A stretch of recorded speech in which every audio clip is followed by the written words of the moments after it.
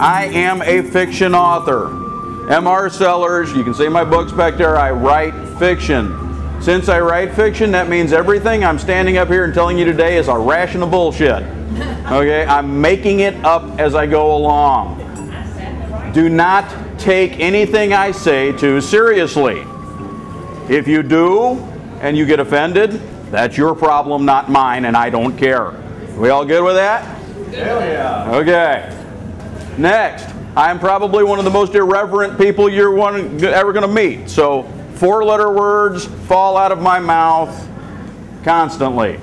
If this is going to offend you, better get up and leave. Did you just cuss at me? I just said, damn it, I guess I'll have Okay, damn it, okay. Well, okay, good. I'm just checking because I'll cuss back to you, you see? Okay. So, we're all good with that. Okay, I also tend to move around a lot, so I will probably trip over this. You are allowed to laugh if I fall, okay? I figure you will. I'll probably have footprints up my back or something. Who? What? Oh, okay. In addition to this, I say things that I happen to think are funny. When I say them and I think they're funny, you are expected to think they're funny too. You need to laugh. World of disappointment. If you don't laugh, I will repeat them. If you don't laugh the second time, I will explain them. Trust me, we don't want to get to the explanation phase of the game. All right? And lastly, I am an interactive speaker. If I ask you a question, I want you to answer me. I do not want you to go home and think about it for 2 weeks and then send me an email. I'm only here for a few days, so we need the answer during the workshop. Okay? We all good with this? We understand the rules. If you get up and leave during my workshop, I don't care if you're going to the bathroom, going to get a drink, if you're going to another workshop, or you're pissed off at me, I'm going to make fun of you. Okay? Understand that now. Okay? And it's all in good fun. So, we're all good. I'm here to talk to you ostensibly about magical ethics. Okay? Which is a funny subject. You should laugh at that. Magical ethics is a funny subject in and of itself. But we're going to treat it in a unique way. Some of you might have heard this workshop before. I know of at least one person who has. And he will probably heckle me throughout, which is all good. Here's the thing. I am going to present you with scenarios working magic. You have to basically pretend, I mean, especially since the rapture is today, for the period of this workshop, I'm God. Okay? I will give you a box and I will put things in it. And those are the things you are allowed to use in order to affect your solution. Okay? You cannot say, well, if I had a stapler, or, you know, if I had 3 tampons and a D-cell battery, you know, you can't MacGyver anything. You have to work with what I give you. Okay? This is going to piss some of you off, but the whole idea is for you to walk out of this workshop thinking. If I make you just think about this for a minute, then I have accomplished what I'm setting out to do. Okay? Now, first thing we need to do is define what ethics are. Does anybody have a definition of ethics? You tell me and then I'm going to tell you why you're wrong. That was a joke. Come on. Okay. Anybody have a definition for ethics? Kind of a working set of guidelines. Working set of guidelines, kind of like pirate rules or something, right? The code! Using the code. Having integrity and respect how your acts affect others. Respect how you affect others? Yeah. Okay.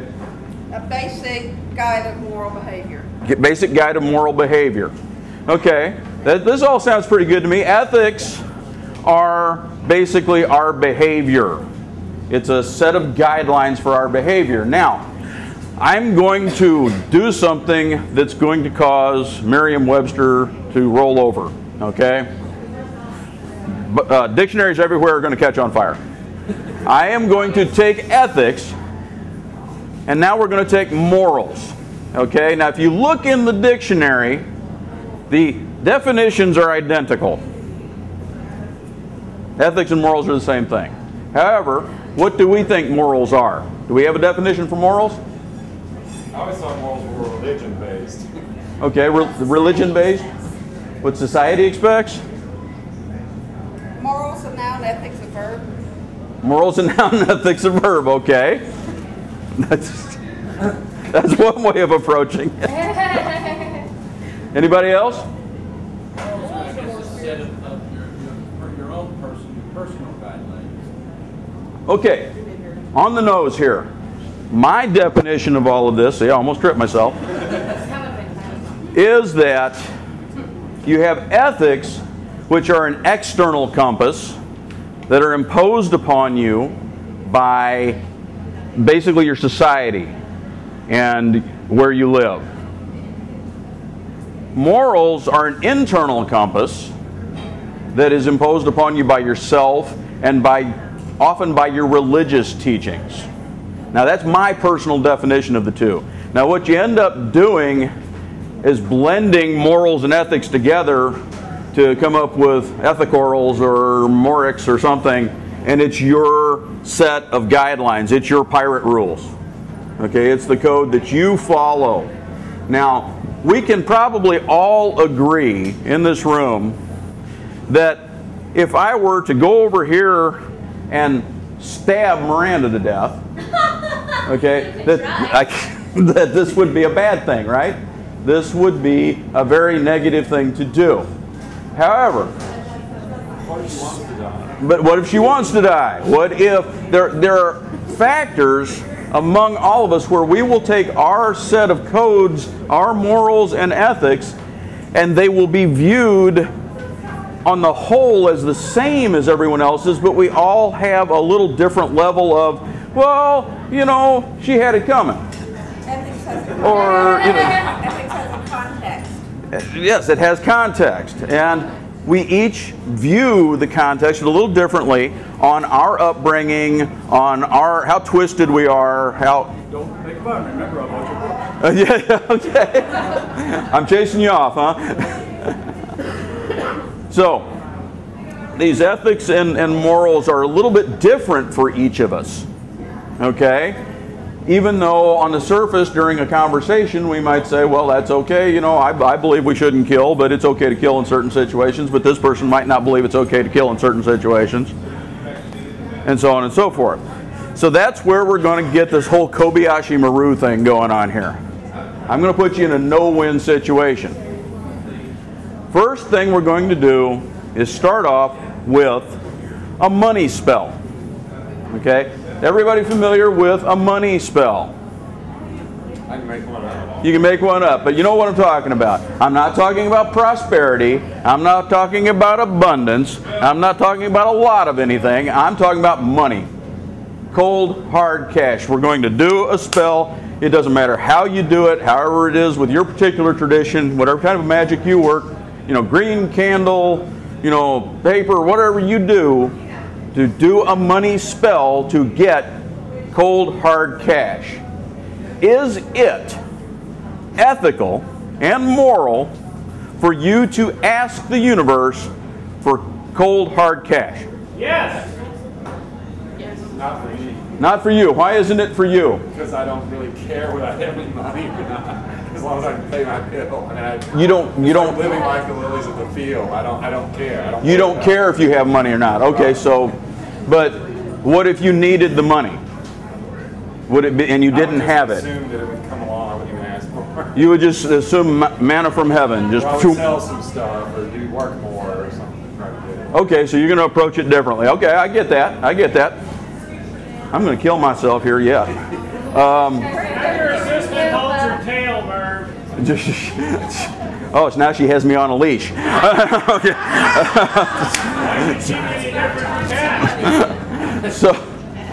So at any rate, just okay then. I felt something tugging back there. Okay, I lost my train of thought. That felt good. So money.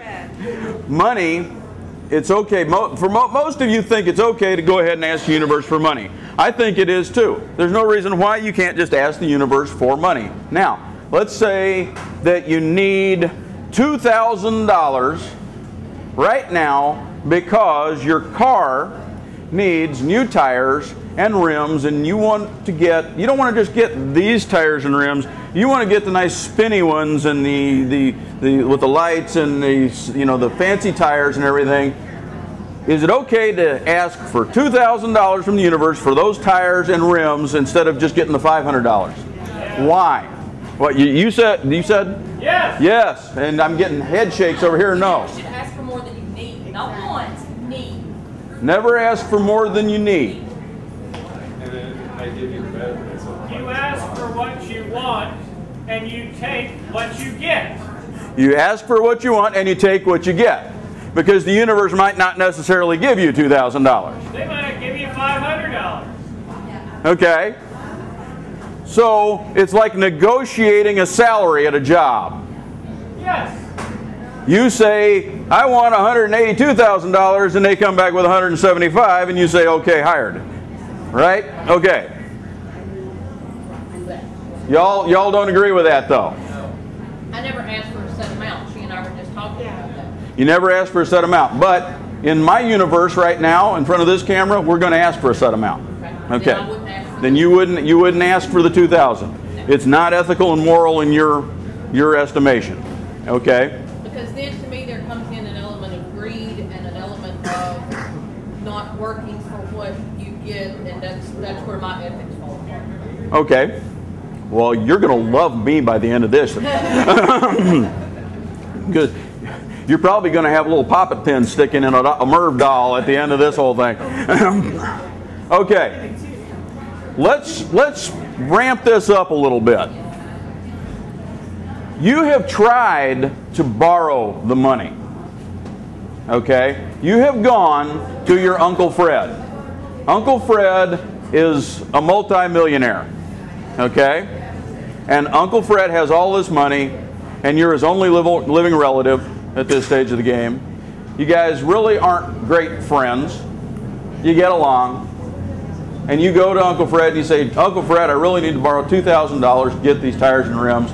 Uncle Fred says no. Your job is not paying you enough to be able to get the $2,000. And if you don't get tires and rims on your car soon, you're not going to be able to get to your job. So you're not going to have any income. And you're going to lose your apartment and your ramen noodles and everything else. So you've got to get this $2,000. But Uncle Fred has said no. Okay, the rims are not what you need for now? For something different? We need to get the rims and the tires. We still have to get the rims and the tires.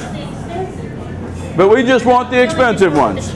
That's because that's what we want. When Uncle Ted had given us the $500 for the get by rims and tires? No.